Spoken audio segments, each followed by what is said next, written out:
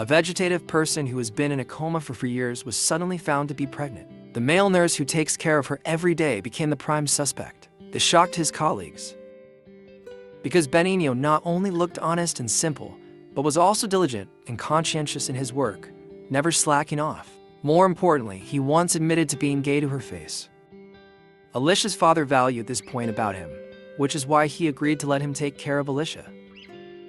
For 3 years, he indeed took good care of Alicia. Even her father, who was initially skeptical, gradually let go of his worries. But just recently, a nurse suddenly discovered that Alicia had missed her period for 3 consecutive months.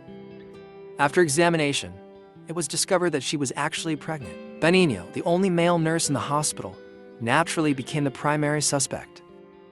As the investigation gradually unfolded, a shocking truth slowly surfaced. 3 years ago, Alicia was still a healthy dance student, and Benigno's house happened to be opposite the dance studio. Because he had been taking care of his paralyzed mother for many years, Benigno had hardly ever gone out. His only entertainment was standing by the window and aimlessly observing everything outside. Until one day, he was suddenly deeply attracted by Alicia in the dance studio. Her graceful figure instantly captivated his soul. She was like a fairy fallen to earth, indescribably beautiful. In Benigno's ordinary and empty life, she cast a ray of light. Benigno watched in a trance, becoming so obsessed that he forgot to eat and sleep. Because he couldn't leave his mother's side, he could only secretly watch from the window. Until some time later, his mother passed away. He finally had a good opportunity to go up and say hello. Seeing the goddess's wallet accidentally fall, he hurriedly ran over and picked it up. He didn't immediately return the wallet, but followed the goddess all the way. Alicia thought she had encountered a blatant stalker, until he quickly handed over the wallet he had picked up. Seeing that nothing inside was missing, Alicia smiled and expressed her gratitude. Then, she didn't refuse his request to walk her home. After Alicia said goodbye to him near her home, he secretly followed her to Alicia's doorstep and learned from the house number that Alicia's father was a psychologist. The next day, when Benigno found Alicia missing from the dance studio, sick with longing for her, he immediately booked a psychological consultation. As soon as it was time for his appointment, he couldn't wait to ring the doorbell at Alicia's house. After entering, he originally wanted to directly look for Alicia, but unexpectedly was stopped by the receptionist nurse who asked for information. Then he was sent to the consultation room. Facing Alicia's father's questioning, Benigno, who originally had no psychological problems, had to reluctantly talk about his past. Since my father abandoned us 20 years ago, I have been wholeheartedly taking care of my bedridden mother. For this, I also learned a lot of nursing knowledge and obtained a professional caregiver certificate. But because I haven't gone out or socialized for many years, it has made me very lonely. Hearing this, Alicia's father suddenly asked him if he had ever had a girlfriend or boyfriend. After getting a negative answer, he felt that Benigno's adolescence was unusual, so he agreed to meet again next week for further analysis. After coming out of the consultation room, Benigno found that there was no one at the front desk, so he privately broke into the living area.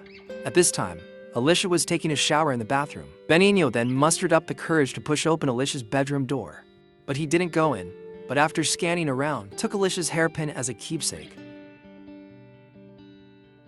However, when he turned to leave, he bumped into Alicia, who had just come out of the shower. Alicia, startled, quickly wrapped herself tightly in her bathrobe and questioned Benigno why he was here. Looking at Alicia, frightened and pale, Benigno hurriedly explained, "I have no malicious intent. I just came to see you." After saying that, he fled as if escaping. In the following days, Benigno held Alicia's hairpin, standing by the window and gazing at the dance studio opposite, lost in thought. Because he was accidentally bumped into by Alicia last time, he didn't dare to go to the second appointment with Alicia's father. However, for a long time after that, for some reason, Alicia never went to the dance studio again. Until Benigno couldn't help but ring the doorbell at Alicia's house again. He learned that she had unfortunately been in a car accident on a rainy day and become a vegetative person. At this time, Alicia's father was looking for 3 excellent caregivers to provide 24-hour care for Alicia. Because Benigno had a good reputation in the hospital before and had many years of experience in caring for his bedridden mother, the hospital recommended Benigno to him. Initially, Alicia's father was still a little hesitant and worried, because seeing a big man doing nursing care for his daughter, he always felt a little awkward. Benigno also saw what he was thinking in his heart, so he lied and said that he didn't like women. And this completely put Alicia's father at ease. Benigno also got the job as he wished. In the following years, he treated her as a goddess and took care of her wholeheartedly. In addition to being gentle and meticulous in providing basic care for her, he would not only massage her regularly to prevent muscle atrophy, but also wash her hair, feed her, and give her haircuts. He would take her to the balcony to bask in the sun. Not only that, when he remembered that Alicia liked to travel and watch movies, although she couldn't travel, but whenever he had time, he would go to the theater to watch movies. Although he didn't understand these highbrow arts, he would patiently tell Alicia about them after coming back. Sometimes, he would even ask celebrities for autographs to give to Alicia. Before this, no one had ever done this. Because science shows that vegetative people have no perception, doing these things basically doesn't help the patient's recovery. But Benigno still day after day, never stopping, treating her like a goddess who could perceive everything. And his deep affection and persistence unexpectedly attracted Mark's attention. It turned out that not long ago, Mark's girlfriend Lydia also became a vegetative person. Because of this, he was suffering, pacing back and forth in the hospital corridor all day long. Once by chance, he peeked through the crack in the door and unexpectedly saw Alicia suddenly open her eyes. This made him overjoyed, thinking that vegetative people could wake up. So he immediately ran to ask the doctor for advice, but the doctor said that this was just an unconscious behavior, just like breathing, sleeping, and intestinal peristalsis. Although there have indeed been cases of vegetative people waking up before, but that is not a medical achievement, it's a miracle, and miracles rarely happen, so he told Mark not to have too much hope. Disappointed, Mark could only leave dejectedly, but when passing by Alicia's ward, he couldn't help but take another peek. After being discovered by Benigno, he generously invited him in. After exchanging greetings, he suddenly remembered that they had met once in the theater. It's just that Mark was too engrossed at that time, completely moved by the tragic love on the stage, and didn't notice Benigno sitting next to him at all. And Benigno, who was confused because he couldn't understand the plot, noticed Mark, who was crying bitterly. Because they were in the same boat, they chatted very congenially. Mark also shared his story with Lydia. A few months ago, Mark had just broken up with his girlfriend of 10 years. She is a travel writer and journalist, keen on traveling around the world. One day, he suddenly saw Lydia's interview on TV. Lydia is a female bullfighter with a kingly demeanor in the bull ring. But after taking off her bullfighting suit, she is just a heartbroken woman who has lost love. And the host, in order to attract attention and increase ratings, openly asked for her gossip on the show and forced her to admit that her boyfriend broke up with her because he had used up her fame and popularity. Mark, on TV, after seeing Lydia's sad eyes, decided to personally interview her to delve into her story. However, when Mark met Lydia, the other party thought he was like other reporters, just simply wanting to get some gossip. But she didn't immediately refuse, because at this time, Lydia's ex-boyfriend was not far away, so she directly took Mark's arm and walked past her ex-boyfriend as a show. After the act was over, she refused Mark's interview. But Mark not only didn't mind or force her, but also warmly sent Lydia home. But when he was about to drive away, he suddenly heard Lydia scream. Then he saw Lydia running out in a panic. It turned out that a snake had entered Lydia's house. Although Mark was also very scared afterwards, he still pretended to be calm and walked in. After finding suitable tools, he got rid of the terrifying snake. Then he put the snake in a trash bag and threw it into the trash can. However, after he finished doing all this, he suddenly inexplicably burst into tears. He was still silently wiping away tears when he walked out of the yard, and this scene was also just seen by Lydia in the car. Although she was very curious why Mark was crying, she didn't ask a single extra question. So she asked Mark to take her to the hotel. After this little interlude, Lydia not only accepted Mark's interview, but also gradually developed a good impression of him. This day, after the two of them listened to a concert, Lydia finally couldn't help but ask, "That day, after you killed the snake, why did you cry?" It turned out that when he and his girlfriend were camping in Africa, he had also killed a snake. That night, his girlfriend was so frightened that she ran out of the tent naked. After Lydia heard this, a sense of jealousy suddenly arose in her heart. Then she passionately took the initiative to kiss him. Just like that, two people who had been hurt by love came together. In life, Mark is a sentimental person, not only having a strong desire to express himself, but also often being moved by the scenery and feeling sad, secretly shedding tears. And Lydia, as a professional athlete, is calm and restrained, often keeping silent. When the two are together, it is also Mark who is constantly talking. Once before a competition, Lydia looked serious, wanting to tell Mark something important, but Mark still kept outputting nonstop, completely not giving her a chance to speak. She could only swallow her words back, planning to say it after the performance was over. But it was in that performance that Lydia was directly knocked away by an out-of-control bull. Although she survived, she became a vegetative person.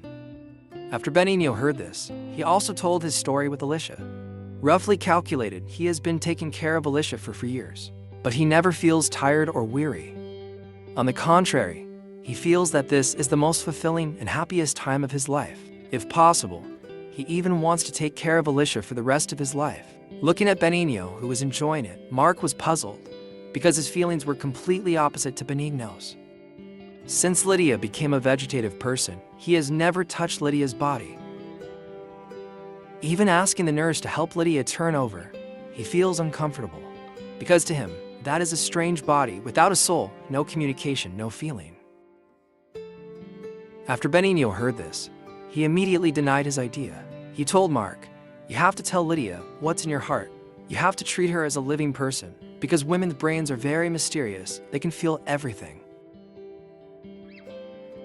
This is the experience I have summarized from taking care of my mother for 20 years and serving Alicia for 4 years.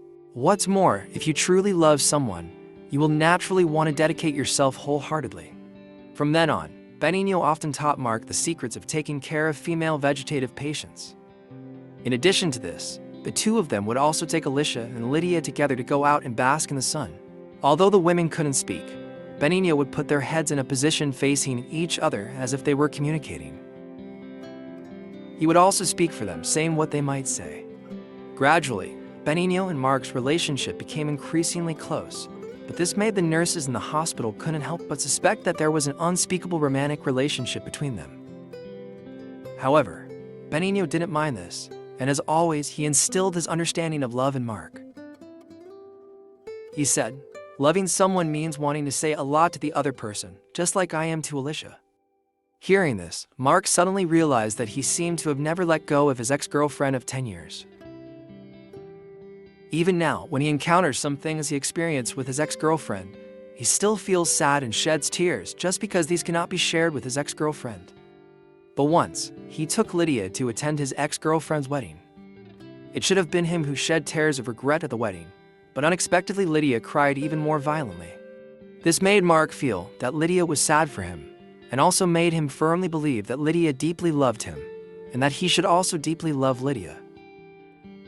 But for some reason, after Lydia became a vegetative person, he no longer had the desire to listen to her nagging as before. Until this day, he met Lydia's ex-boyfriend in the hospital, and only then did he know the real reason why Lydia cried bitterly at his ex-girlfriend's wedding. It turned out that Lydia was not crying for Mark at the wedding, but was thinking of her ex-boyfriend who had already broken up with her. After the wedding ended, he also specifically called to express his feelings. For years later, the two of them got in touch again and decided to start over. Before Lydia had the accident, she was planning to break up with Mark. Only then did Mark suddenly realize and finally understand why he couldn't be as deeply affectionate as Benigno to his girlfriend who had become a vegetative person. Because his and Lydia's love was just a mistake of making do to fill loneliness. There was even no love between them, and the other party was just each other's backup choice. The two of them just performed a one-man show with no audience. Thinking of this, Mark suddenly became enlightened. He decided to leave Lydia and continue traveling and writing. Before leaving, he said goodbye to Benigno. Benigno felt that Mark's choice was very rational because he had long seen that Mark didn't love Lydia. At the same time, he also confessed something to Mark. He said, "I want to marry Alicia. After we get married, we will definitely get along more happily." But Mark was furious after hearing this and severely reprimanded him. Because Alicia is now a vegetative person, unable to express her own will in any way, and no one can make decisions for her. And anyone who is a normal person could not possibly have the idea of marrying a vegetative person. Mark ordered Benigno to keep these words to himself, otherwise he would definitely get into big trouble. Although Benigno verbally agreed, but in fact, he had already done the deed. It turned out that more than 2 months ago, Benigno, after watching a movie called Shrinking Lover, came back. When he was applying skincare essential oil to Alicia, he became lustful towards the young and beautiful Alicia. The heroine in the movie is a scientist who is developing a new weight loss drug, but she is not sure about the efficacy of the drug and has not yet conducted human trials. After the male lead knew about it, in order to prove his love for the heroine, he unhesitatingly drank all the reagent in the medicine bottle. However, after this, his body began to gradually shrink. The heroine was filled with remorse and kept trying to find an antidote. But before she could find the antidote, the male lead left without saying goodbye in order not to make her suffer. Fortunately, after years of searching, the heroine finally found the male lead, and the two were together again, sleeping in the same bed. But at this time, the male lead had become only palm-sized and could not normally be intimate with his beloved heroine. So in order to bring pleasure to his lover, he took advantage of the heroine falling asleep and directly drilled into her body, but because of suffocation, he remained inside forever. This movie deeply shocked and influenced Benigno, so he also imitated the male lead and in Alicia's body left an indelible mark. Originally, no one would have discovered this, but another female nurse suddenly discovered that Alicia's period was delayed for several days. Initially, to cover up the crime, Benigno forcefully explained that Alicia's period had always been irregular. But after a few more days, Alicia's period still didn't come. The female nurse was not at ease and asked the doctor to examine her. Only then did she learn that Alicia was actually pregnant. But Alicia is a vegetative person without consciousness. The only possibility is that she was violated. And Benigno became the prime suspect. Because Alicia also didn't have her period last month, Benigno falsified her menstrual record in the ward and concealed the facts. Just when Benigno was trying to defend himself, another male nurse suddenly said that when he got off work last night, he heard Benigno and Mark talking. Benigno claimed that he wanted to marry Alicia.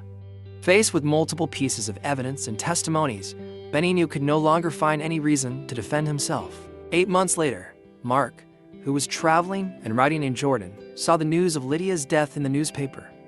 He called the hospital to inquire about the situation, but unexpectedly learned the news of Benigno's imprisonment. As a friend, Mark rushed back to Spain to see Benigno. At this time, Benigno was unshaven, haggard and anxious. Initially, Mark thought this was a side effect of being in prison, but Benigno said that it was because he couldn't see Alicia. So he asked Mark to help him see Alicia one more time, or find out about Alicia's current situation and whether the child was born or not. Looking at Benigno, who was on the verge of mental breakdown, although Mark was angry, he still agreed. Although the doctor and Alicia's father both scolded him as a lunatic, and the lawyer also told him to admit that he was sick, and that this would be helpful for the lawsuit. However, Benigno resolutely refused to admit it, because he always firmly believed that his behavior was not a crime, but love. "I absolutely will not allow anyone to misinterpret and slander it." After saying that, he asked Mark to help rent out his house. The rental fee could be used to hire a better lawyer, because the current public defender is not attentive at all. Coincidentally, Mark had just returned to the country and had no place to stay, so he rented Benigno's house. When Mark walked into the room, it felt like walking into Benigno and Alicia's wedding room. It was full of Alicia's photos, and there were also bed sheets embroidered with the initials of their names on the bed. Because the light was too dim, Mark drew back the curtains. Then, from Benigno's perspective, he peered towards the dance studio opposite. Originally, he wanted to feel what Benigno felt back then, but unexpectedly, a familiar face startled him. It was Alicia. At some point, she had already woken up and was doing some basic rehabilitation training. Upon seeing this, Mark hurriedly found a lawyer to verify. It turned out that Alicia woke up because of the stimulation of childbirth. Stimulation only then woke up, but she gave birth to a stillborn baby. Mark felt that he should tell Benigno the truth, but the lawyer firmly disagreed, because with Benigno's current mental state, if he knew that Alicia had woken up, he would definitely do something reckless regardless of the consequences. Although Mark knew that the lawyer's worries were reasonable and justified, but as Benigno's only friend, she still begged the lawyer to tell the truth. Helplessly, the lawyer also made a compromise, telling Benigno that the child was born stillborn, and Alicia was still sleeping and not waking up. Not long after, when Mark visited him in prison again, Benigno said, "I regret everything I did, but fortunately Alicia was not affected, which is also the only thing I feel relieved about." While speaking, Benigno unconsciously shed tears. In the past few months in prison, he has finished reading all of Mark's travel books. He especially likes the one about Coma. A woman has been waiting by the window, but as time passes by, minute by minute, she has waited for nothing. And isn't this also my true portrayal? After saying these words, he suddenly changed the subject. Benigno, who rarely hugs others in his life, at this moment, really wanted to give Mark in front of him a big hug. But if he applied for a conjugal visit, he would need to admit that Mark was his boyfriend. Afraid of causing unnecessary impact on Mark, he gave up. Although Mark said, "I don't mind," but in the end, the two of them only did a symbolic hug across the glass window. After returning home, Mark turned off his phone and slept soundly. But when he woke up, he found the dance studio opposite empty, and the street also seemed to have lost its usual liveliness. When he finally remembered to turn on his phone, he discovered that he had received a voice message from Benigno. Benigno didn't want to live in a world without Alicia, especially since he didn't even have her hairpin by his side. So he decided to escape. Realizing something was wrong, Mark immediately rushed to the prison, but the receptionist told her to go directly to see the warden. Here, she only received a farewell letter from Benigno. It turned out that he was not trying to escape from this prison, but wanted to escape this cruel world. He believed that as long as he left this cruel world, he could reunite with Alicia in his dreams. He hoped that in the future, no matter where he was buried, Mark could come over and talk to him. Looking at the last sentence, "Farewell, my friend," Mark was heartbroken and sobbed uncontrollably. At this moment, he regretted not telling Benigno the truth. And Benigno, until the last moment of his life, still remembered that he couldn't chat with a vegetative person. He had been to many places, met many people, but he had only known one person like Benigno, who would enthusiastically share his experience with strangers, who would carefully take care of every patient, gentle and friendly to everyone, purely wanting his beloved to be by his side. Even if he never received any response, it's so lonely that he only had one friend. Even his prison belongings could only be collected by him on his behalf.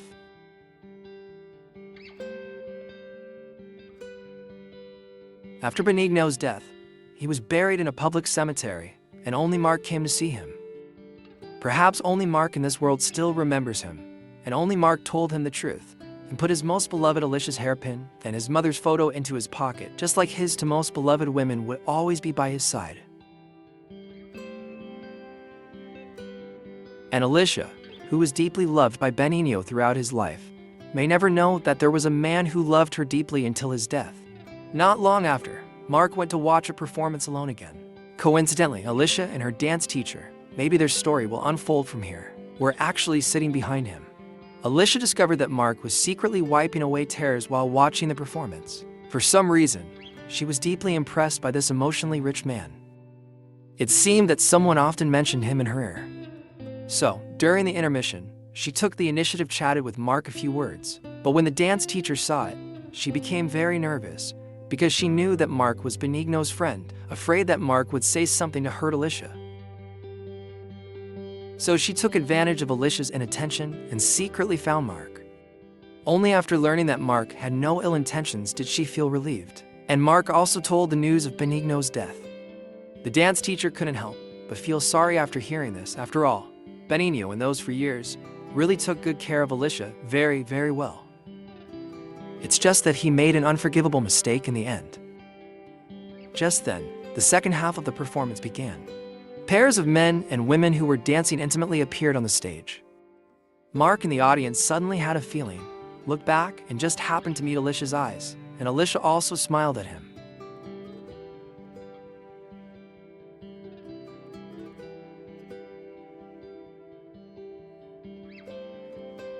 It is said that it is directed by Pedro Almodóvar, starring Javier Camara and Dario Grandi, leading actors in mainland China. A love movie released in 2002. Just because of a distant view through the window, Benigno found his life's love. But before he could have in-depth communication with her, the other party fell into eternal sleep.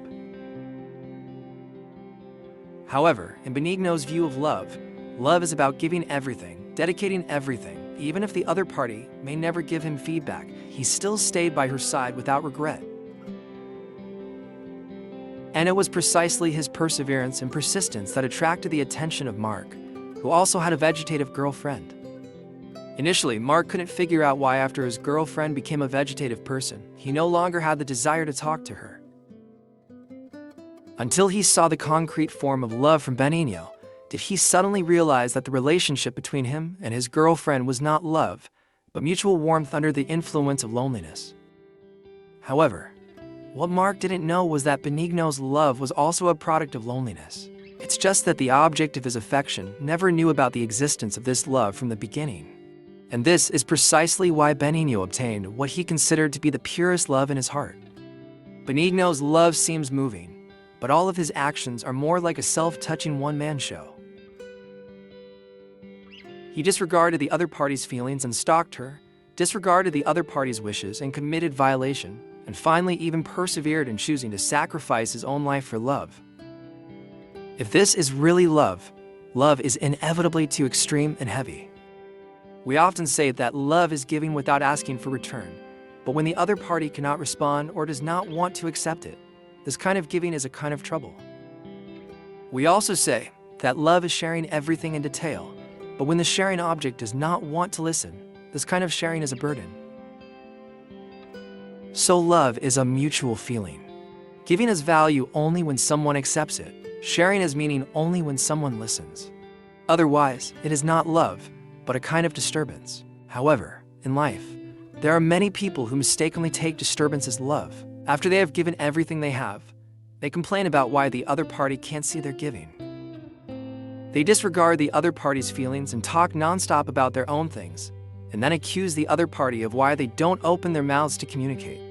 But they will never reflect that while talking to him, they must also listen to him. Otherwise, after the balanced relationship is broken, this relationship will also come to an end. Okay, today's movie summary sharing ends here. Welcome everyone to like, comment, and forward. I am Movie Recap Online. Looking forward to meeting you next time.